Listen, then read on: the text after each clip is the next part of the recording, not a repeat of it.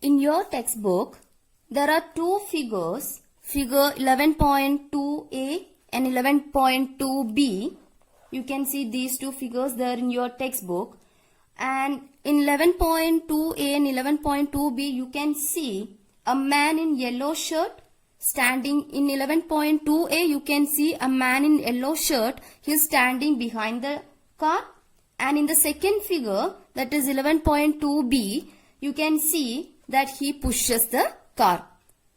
So here, instead of this car, we are going to consider a skateboard. I have a skateboard, a toy skateboard. So we are going to, I don't have a toy car. That is why I have taken one skateboard here, a toy skateboard. So we are going to discuss with the example of a skateboard. Here, instead of that car given in your textbook, I am just considering a skateboard. It's a toy skateboard. Then suppose you are standing behind this skateboard. You are standing somewhere. Let this sketch pen be you. Okay, you are standing behind the skateboard. Now, suppose you are standing behind the skateboard. Okay, let this sketch pen be you. Does the skateboard move due to the presence of you or due to your presence?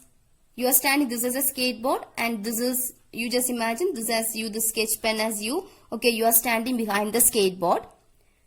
Does the skateboard move due to your presence? No, it is still there. No, it is still there in a state of rest. You are standing behind the skateboard. So the skateboard is actually not moving with your presence or due to your presence. Right. Now, suppose you begins to push the skateboard. Okay, you begins to push. You push the skateboard means what? You are applying some force on it. Okay, so you are applying, suppose you are applying some force on it. What happened? It moved, no? It moved in the forward direction.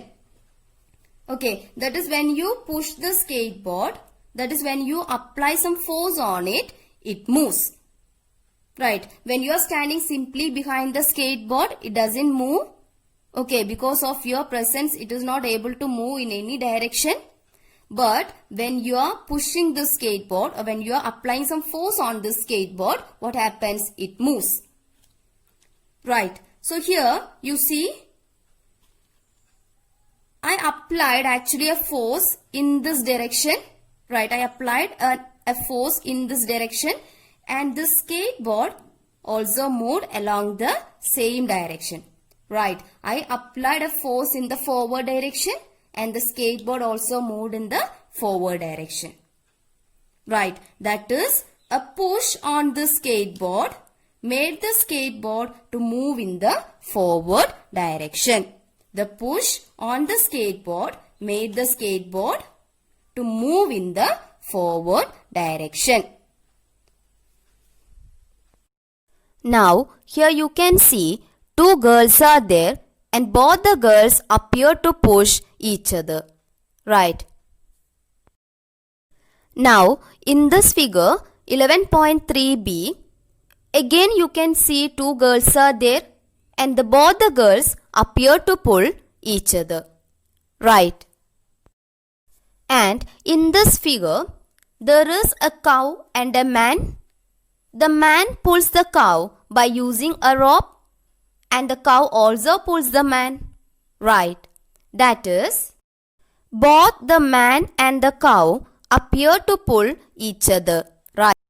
So, in the first example, we had a car and a man, or a skateboard and you. Or I can generally say that two objects were there. Right. In the second example, two girls were there. And there were two girls in the third example too. In the fourth example, there were a cow and a man. Right. So what you can conclude from these examples? From these examples, we can infer that at least two objects must interact for a force to come into play. That is, if only one girl was there, we wouldn't be able to talk about a push or a pull, no? If only two are there, we will be able to say one is pushing the other or one is pulling the other, like that. That means at least two objects must interact for a force to come into play. Thus, we can say an interaction of one object with another object results in a force between the two objects. If the two girls were simply standing there won't be any force between them. Right, only when there is a contact between them. That is only when they interact each other, like by pushing or pulling each other, the force starts to act between them.